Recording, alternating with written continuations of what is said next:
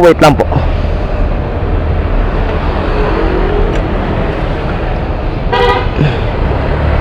Sakay po. Sige po, sakay lang. Patagilid. Sige po.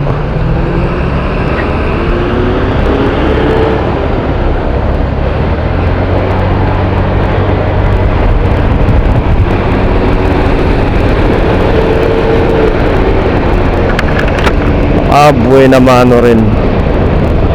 Concord.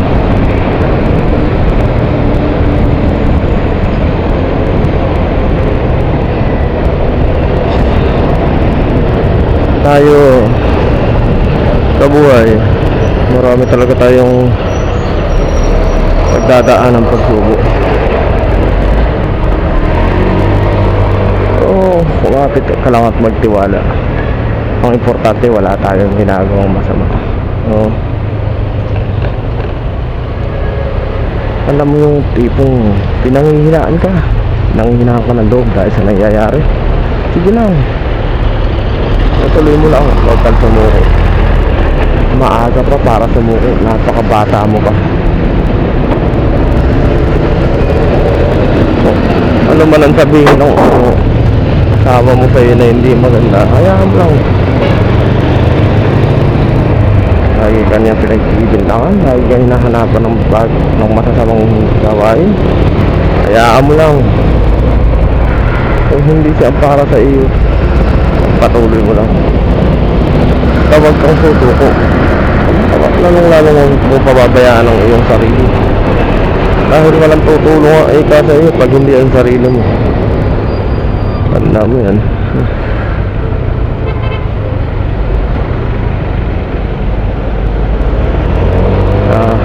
Laban lang, tuloy mo lang ang buhay.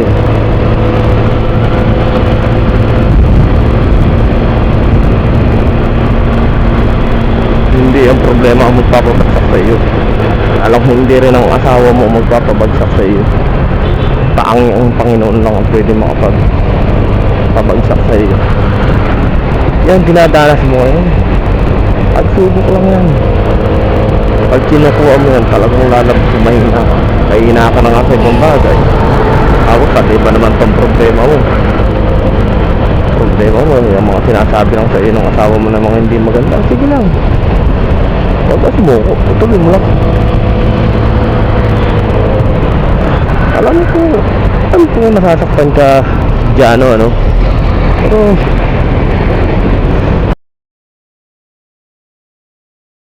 huwag ganun. Ang problema, hindi yan sinusukuan, hinaharap yan.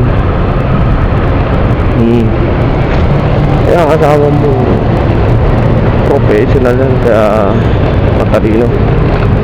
Maraming alam na inakala niya lagi siyang tama. Sige lang, basta alam mo sa sarili mo, wala kang ginagawang masama. Tuloy mo lang yan. Ang importante ay okay ka, malakas ka, buo. Huwag kang magpadala sa mga problema, diba? Ganun yun. Sana ka namang hindi tao dyan, susuko ka agad. Ang bagay ng mga maliliit, hindi yan sinusuko.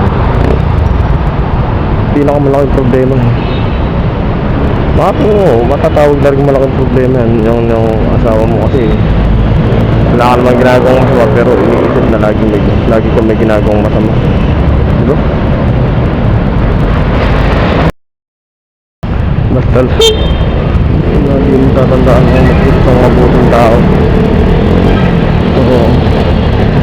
Kung masama ka sa paningin ng asawa mo, okay lang, sige lang, basta tuloy mo. Huwag ka susuko. Importante, marami kang ginagawang mabuti na hindi alam ng asawa mo. Pag tingin niya sa iyo ay masama ka, hayaan mo lang. Kung masaya siya sa ganun trato sa iyo, diba? Hayaan mo. May stress ka lang. Problema ka, no? Kaya yan, naghahanap buhay ka, nawawalan ka ng gana. At lagi mo iniisip yung asawa mo, ay isip sa iyo ng hindi maganda, diba? Oh. Kaya mo.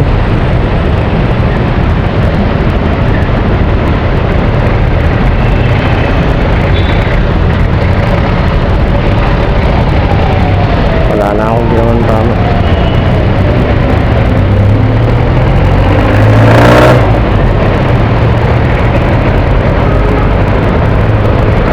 Ma'am, sa loob po ba?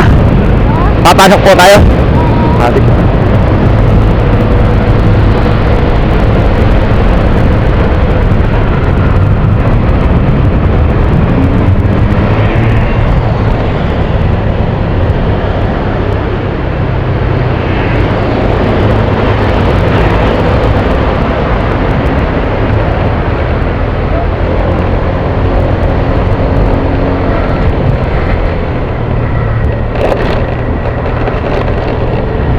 Last out ko na. Yung makabuhay na ano.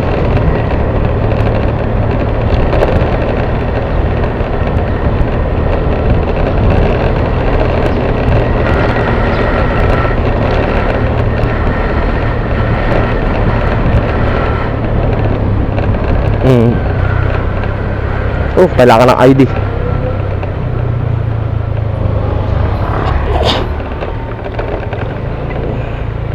Oh, nasa baba yung ID ko, ma'am. Baba po.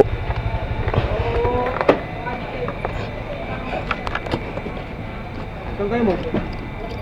Sikorsky, Number? number 10.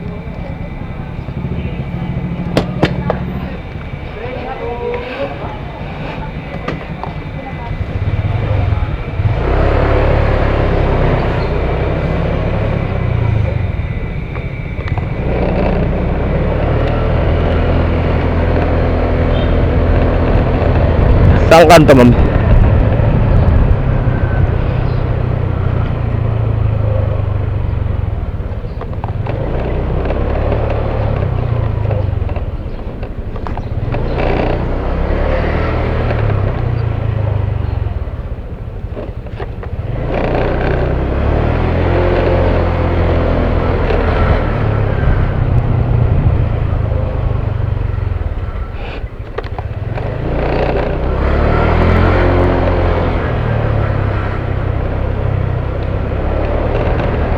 Kaliwa kanan, ma'am.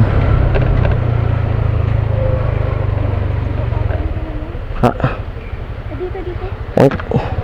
Ay, hindi. Doon pala tayo sa kabila. Saan po? Sikorsky. Teka, doon nata sa kabilang kanan.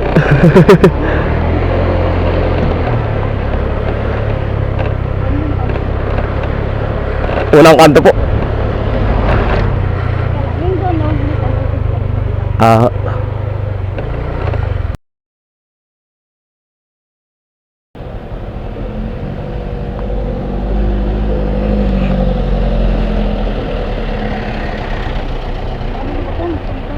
Ah.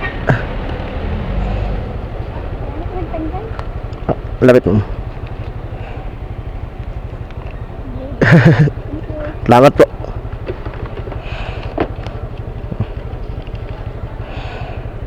Okay na. Ikaw pala ang pag-asa ng sambayanan. Kikita rin tayo. Tsaga ka lang. Kapapadaig sa pagsubok nan.